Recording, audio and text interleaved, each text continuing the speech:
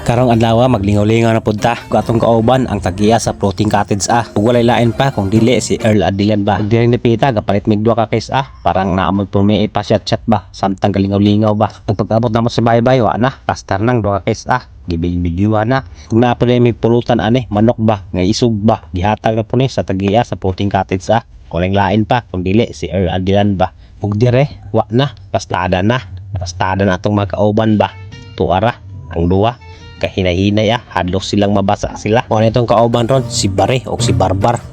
hurtog ba ug di pod paulay na itong magulang dia di gina mawala basta kay naring kalingawan ba. Nakasakay na mo ang laing kauban pero ang uban wala pa man naabot sila bao mag-video sa ta samtang garaabot pa nila naabot ay nang kao tuara napay tanduay duha ka case sakto-sakto gyud para lingaw-lingaw ba kay Domingo gurong adlaw ug tuara wa na sugdan nagtagay nila ug maora po ni ang atong kalingawan basta man Domingo ba ang pagkatagay-tagay kauban ang mga barkada ug mga amigo ba. Ug gauna ra dayme kanitix man ang among kauban nga moapas daw ko sila kanaapas sila gitrabaho sila ug maong kamera ang galabigar diri ni Pita pastilang nindota sa dagat maong kitong gaplano nga moarig secure unsa pa inyong gilangay-langay dia ay ari na mo secure pastilang nindota sa among isla kawala gyud siya og stress basta kay naa ka stress pud ba ug dire na tama natong voiceover kay wala jud koy maistorya ug laapay usa langas kay ning iro diri sa mua maong atoran siyang gamitan siya og background music unta manon ninyo ni videoa aron malingaw pud mo ba ug matanggal pud ang inyong stress samtang gatanaw aning dagat nga tin-aw kaayo